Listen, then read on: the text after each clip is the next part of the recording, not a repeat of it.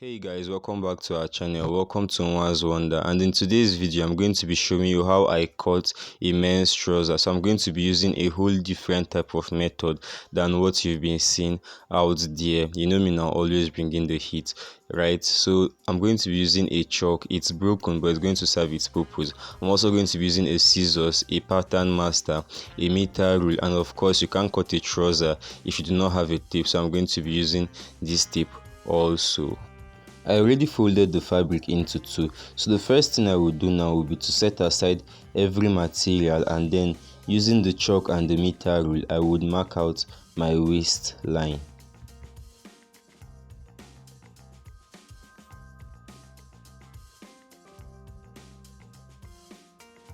When I'm done ruling out the waistline, the next thing I would do would be to rule out the side line of my trouser.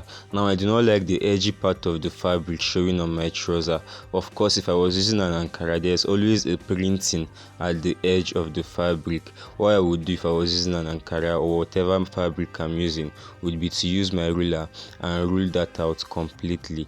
Of course, if you like those kinds of prints showing at the edge of your trouser, then it's okay, but I do not like it for the trouser or for any clothes I'm making, so I would rule it out like so.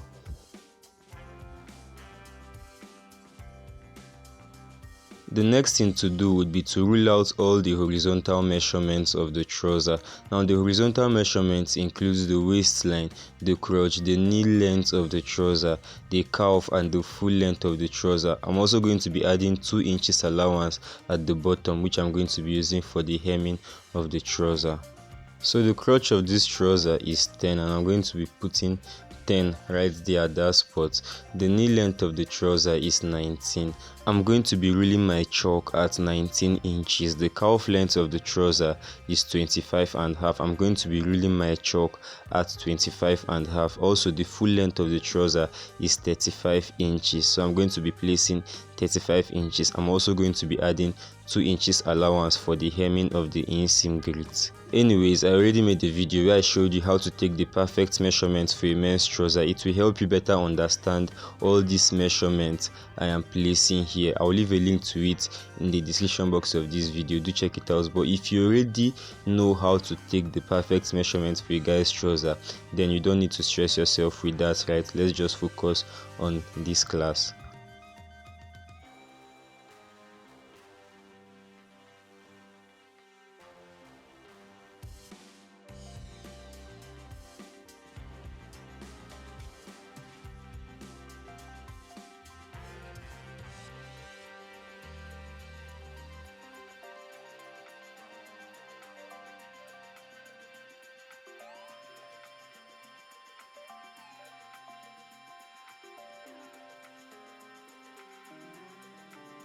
So this is my waistline, this is my crotch line, this is the knee length, this is the calf, and then this is the full length of the trouser, plus 2 inches allowance at the inseam girth of the trouser. I felt like I needed to mark it out just to help you better understand. I would start off my vertical measurements by marking on my hip. Now my hip is 40, and I always divide my hips by 4. So 40 divided by 4 is going to give me 10. I hope you can see. I would mark that 10 at my crotch line. I would go ahead to mark that 10 on my waistline, my knee length, my calf, and then my full length like so.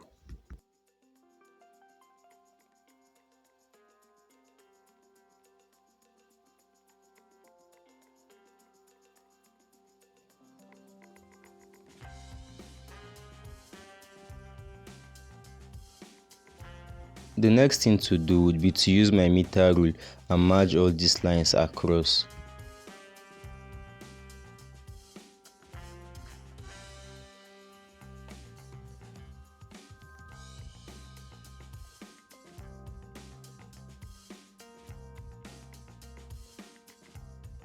The next thing I would do would be to divide the hip measurement by another 2. So I place 10, right? I'm going to divide 10 by 2. So 10 divided by 2 is going to give me 5. So that is what I'm going to still place across all lines. My crotch line, my waistline, my knee length, my calf length, and then my full length like so.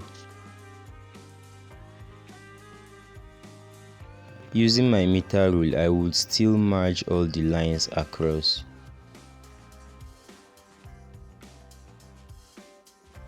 I want you to understand something at this point. I divided the hips by 4 and then I further divided it by 2. So my hips was 40, divided by 4 was 10, and then I divided it by 2, which gave me 5. It's more like saying your hips divided by 6, but I did not use that measurement because I wanted you to get that accurate line at the center because it's going to form the basis. The round knee, the calf, and the inseam of this trouser is going to be divided by 4. So the round knee of this trouser is 18. 18 divided by 4 is going to give me 4.5. I'm going to be placing 4.5 on one side of the middle line, and I'm going to be placing 4.5 on the other side of the middle line. I hope you can see. After placing 4.5 on both sides, you can see that the full measurement is giving me 9, and then when I sum that up, it's going to give me the full 18 of my round knee. For the round calf of this trouser is 16. 16 divided by 4 is going to give me 4. So I'm going to be placing 4 on one side of the middle line, and I'm going to be placing 4 on the other side of the middle line.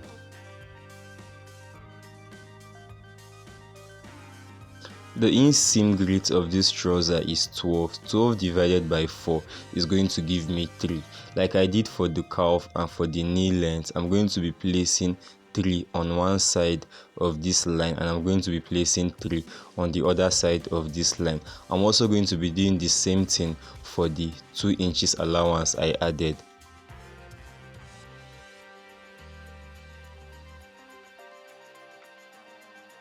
Using the meter rule, I would merge all these lines together so that they can become one, starting from the inseam girth. Please pay close attention so you can get to see how I merge them together.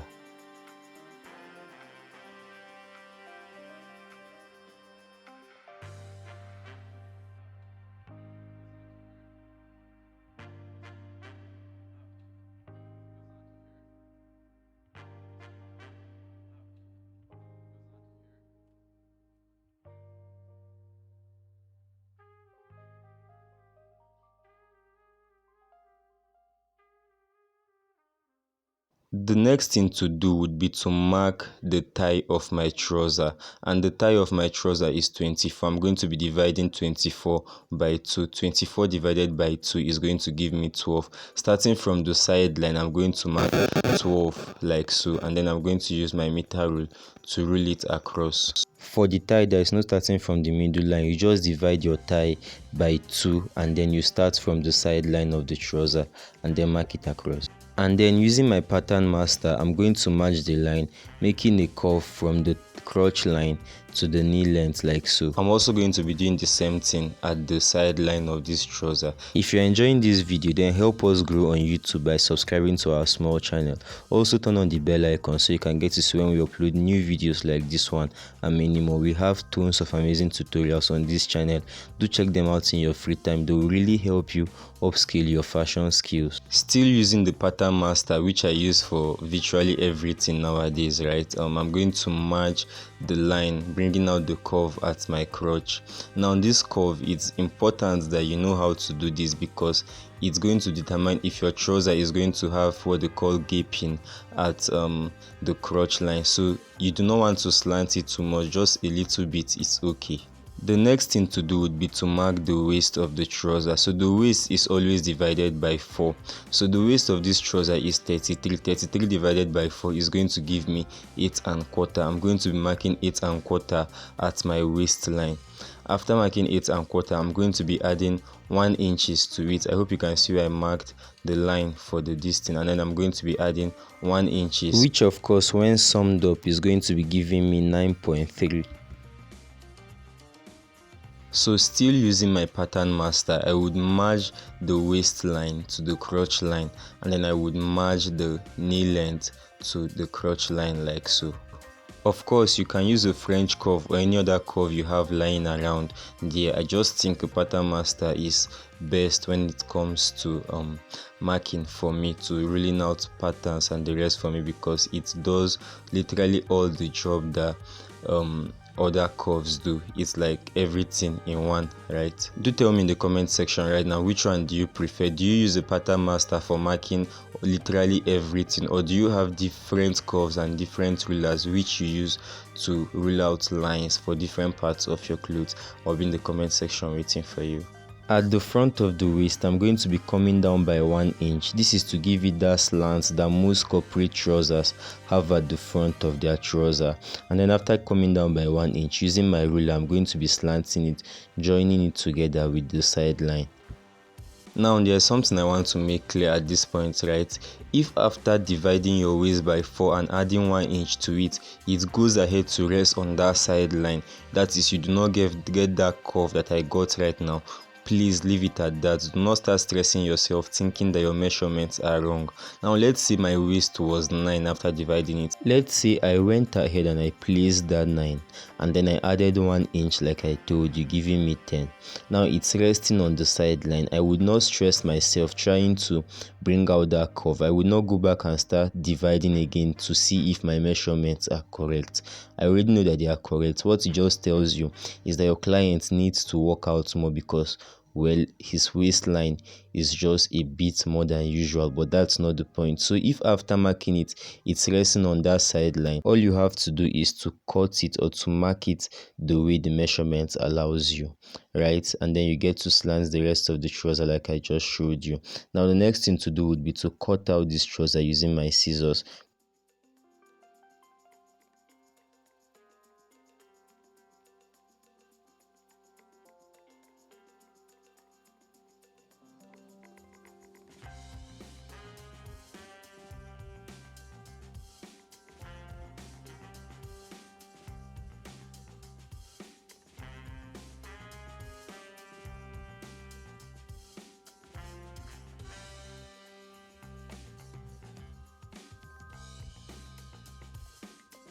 So when I get to the bottom of the trouser, which I call the inseam girth, pay close attention. What I do is that I fold it in from that 2 inch that I marked as the extra allowance for hemming.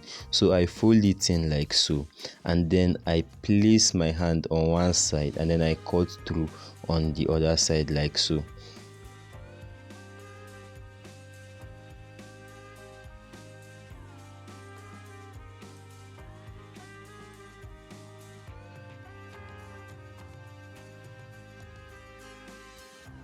Now you can see how it's coming. This will enable me hem my trouser. It will give me enough room to hem my trouser without any jam packing or without any problem at that point.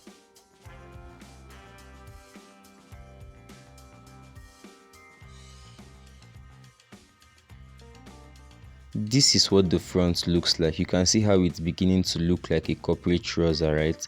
Now the next thing to do would be to place the fabric to cut the back. Don't forget to subscribe to this channel. Also turn on the bell icon so you get to see when we upload future videos like this one and many more.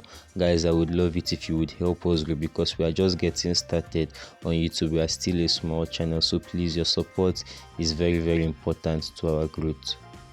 So for the back of the trouser, I already folded the fabric into two. Like you already know, it's the fabric that we just cut out the front from. So I actually turned the front upside down. As you can see, this is the spot in which the crotch of the front came out from. So I turned it upside down to conserve material. The next thing to do would be to cut out the excess allowance. So from the bottom or from the inseam, I would cut it up to the crotch line like so.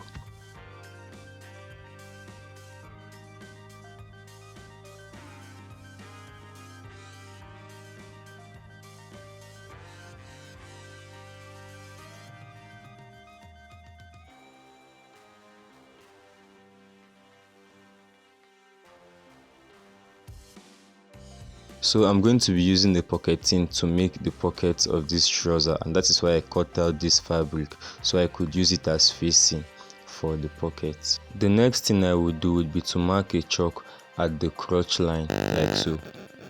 I would then proceed to drag the front of the trouser backwards.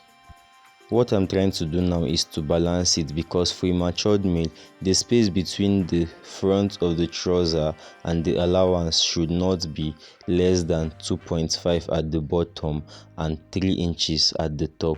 So I'm trying to place my tape to see if it's 2.5 at the bottom, and if it's not, I try to adjust it until I get what I want. So it's already 2.5 at the bottom, and then it's a little bit more than 3 inch at the top. So I will try to adjust the trouser.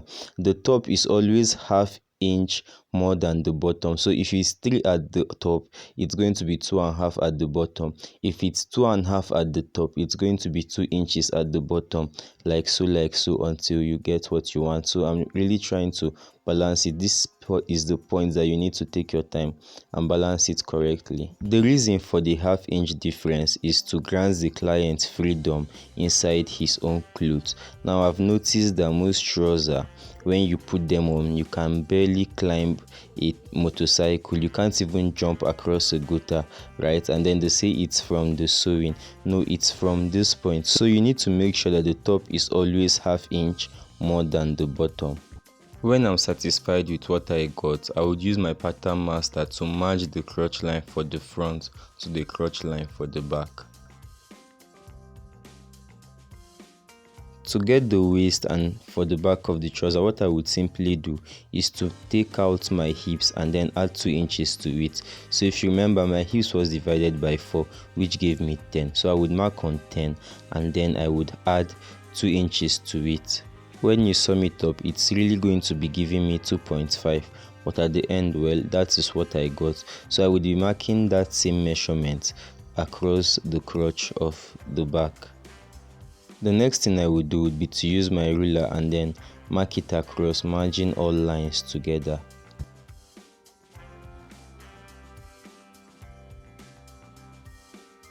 The crotch of the back is usually longer than the front by 1.5 to 2 inches. So this client has a bigger butt than most males. So I'm going to be going up by 2 inches and then I'm going to be slanting it to join or to meet with the waistline of the front of my trouser.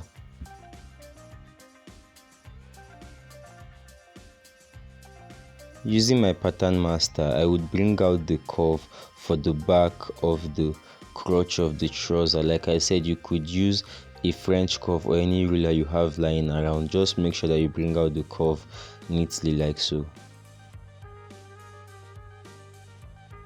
For the waist of the back, because it's not a female's trouser, what I would be doing is to add half inch to it. Now I'm sorry you can't see that point, but I'm going to be adding half inch at the waist and then I'm going to be slanting it to the crotch line.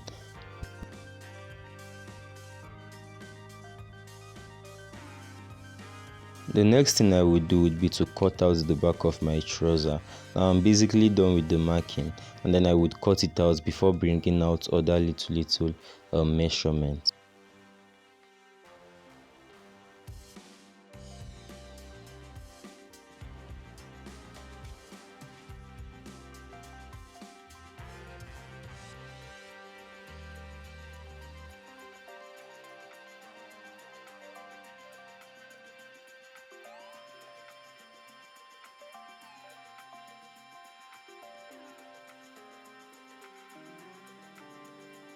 Now I would be bringing out the back dart and then where the pocket, the welt pocket is going to be sitting for the trouser. But before that, I have to bring out the zip base of the trouser. Now the zip is always 2.5 inch above the crotch line, right? 2.5 inch above the crotch line. So the crotch is 9 at this point. It's 9 because we removed 1 inch at the waist. Right now 9 above 2.5 inch is going to be giving me 6.5. So I'm going to be marking 6.5 at that point and I'm going to be notching it a little, just a little. You do not want to overcut it at this point because well, you just don't want to do that, I promise you. For the welt pocket and for the back dart, I'm going to be marking 2 inches from my waistline. So I'm going to be marking 2 inches from my waistline at the back, and then my pocket is 5.5. So 5.5 divided by 2 is going to be giving me 2 3/4. So I'm going to be marking 2 3/4 from that 2 inches line I just marked. So I'm going to be marking 2 3/4 at that point, and then I'm going to be marking my chalk at 5.5 inches. After doing that, what I'm going to do is to notch it at that point so I do not get to forget, or I do not get to miss that line when sewing. Anyways, the dart is going to be 4.5 inches deep. So I always do it 4.5 inches deep, and then my welt pocket can start from 4 inches. More detailed video is going to be coming up, so you want to check out the description box of this video and see what video tells you how to get the perfect measurement for your welt pocket. Anyways, it's going to be 4.5 inches deep, and then my welt pocket can start from 4 inches. So I marked it at this point. I'm still going to do the same thing for the other side. Now for the front pocket, I'm going to be coming in from my waistline by 1.5 inches. After coming in from my waistline by 1.5 inches, because I do not want it to be too deep, I'm going to be coming down by 6 inches. I think 6 inches is okay if you're not sewing for a giant. So I'm going to be notching it at that point just a bit too. You do not want to overcut this side, and then I'm going to be notching it at that point just a bit also. I promise you, you do not want to overcut any of this.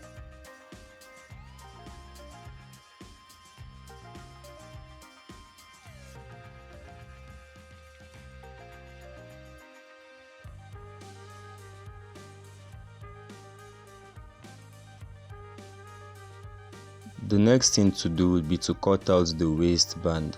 Now the waistband is always 4.5 inches wide and then 25 inches long, but for this trouser I'm going to be doing 4.5 inches wide and 23 inches long because I am conserving material.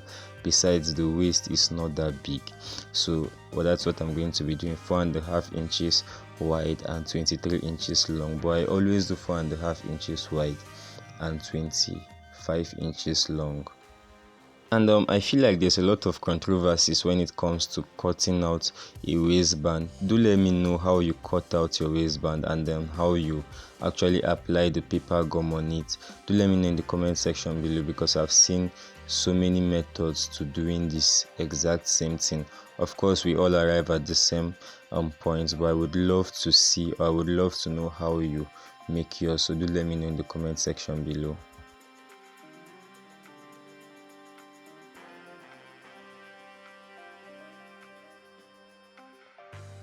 The next thing I will do is to bring out the front zipper fly for the right leg and for the left leg of the trouser. So what I'm going to be doing is to be folding my fabric into two, and I'm going to be ironing it out to bring out the ghetto line. So after folding the fabric into two, the front zipper fly for the right leg is going to be 2 inches wide and 9 inches long. Of course, the breadth decreases as the length increases, so it's 2 inches wide at the top. It's going to be 1.5 inches wide at the bottom. That's just the way it is. Also, I'm going to be slanting it a bit at the bottom like I just did.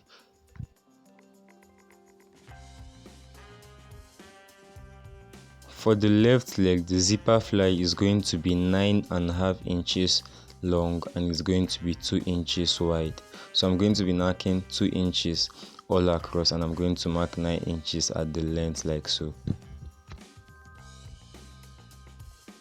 I'm also going to be using the pattern master to curve it at the bottom. You could use the freehand to sketch this one, or you could also use any curve you have lying around. It really doesn't matter, but I'm going to use the pattern master to curve it like this, and then I'm going to cut it out.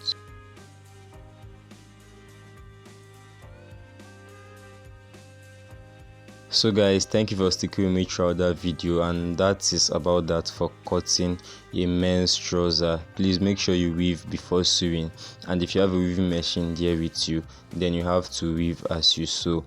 I'm going to be making a video where I showed you how to join a male's trouser from A to Z, just like this video. So if you enjoyed this video, then do subscribe to this channel. Also turn on the bell icon so you get to see when I upload new videos like this one and many more. Like I said, I have tons of tutorials coming up. Tell me if you are trying out this pattern or this method of making a trouser. What other methods do you use to cut your trouser. I know this one could be a bit complicated, it could be a long process, but at the end of the day, I think the fitting of your client is more important, don't you think? So do tell me what other method you are using. I'll be in the comment section waiting for you. If you have any questions, suggestions, or comments, drop them also in the comments box below. I always love hearing from you guys. My name is Kosinwa, and this is NWA'S Wonder. Until the next one.